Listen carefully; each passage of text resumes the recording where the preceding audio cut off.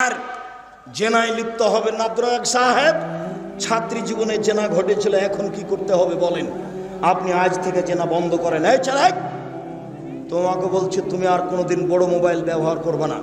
যেমনভাবে ডুলি বিবি বিদায় করেছ, যেমনভাবে ক্ষীর কাঁচি আমাটা বরন্তা বিদায় করেছ, তেমনিভাবে একবারে চিরদিনের জন্য এটাকে বিদায় করে দাও।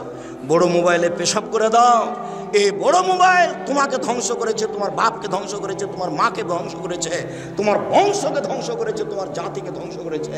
তুমি এই বড় মোবাইলে ল্যাংটা মেয়েকে দিনরাত দেখে চক্ষু ঠান্ডা করে কলিজা ঠান্ডা করে জান্নাত কিনতে চাও। এটা সহজ হয়ে গেল? জান্নাত কি এত সহজ? জান্নাতের মেয়েদেরকে ভোগ করা এত সহজ নয়। ওরা খুব দামি মেয়ে, ওদের আছে লম্বা লম্বা টানা টানা ডাগর ডাগর চোখ, ওদের আছে কালো কুচকুচে লম্বা লম্বা কোঁকড়া কোঁকড়া চুল।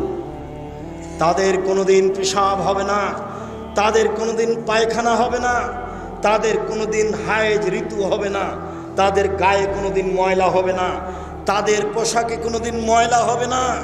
তারা হবে 15-16 বছরের যুবতী যেমন হয়, তারাকে দেখলে মনে হবে ঝিনুকের মধ্যে লুকানো মুক্তা। আল্লাহ বলছেন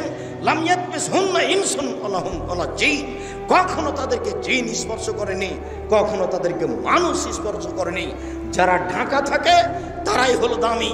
যত মহিলা বেশি ঢাকা থাকবে তত দামি হবে। জান্নাতের মেয়েদেরকে ঢাকানো আছে, তুমি সহজে তাদেরকে ভোগ করতে পারো না। এই ল্যাংটা মেয়েকে দেখে চক্ষু ঠান্ডা করে কলিজা ঠান্ডা করে জান্নাতের মেয়ে ভোগ করার হিসাব করো না। সিদ্ধান্ত পরিবর্তন করো, মাটির মানুষ সেজে যাও, এই মোবাইল ফেলে দাও। এখান থেকে জীবন হারায় না, নিজে ধ্বংস হয়েও না, বাপ মাকে ধ্বংস করো না, জাতিকে ধ্বংস করো না। বলছিলাম দিনী বোন আপনাকে বলছে, এই ছেলে তোমাকে বলছি, আজ থেকে তুমি যদি এই পাপ বন্ধ করতে পারো, আল্লাহ তাআলা বলেন ওয়ানাহা নাফসা আনিল হাওয়া ফাইনাল জান্নাতুল মাওয়া। কেউ যদি অশ্লীল কাজ থেকে নিজেকে ঠেকাতে পারে, আমি আল্লাহ তাকে জান্নাতুল মাওয়া দিয়ে দিলাম।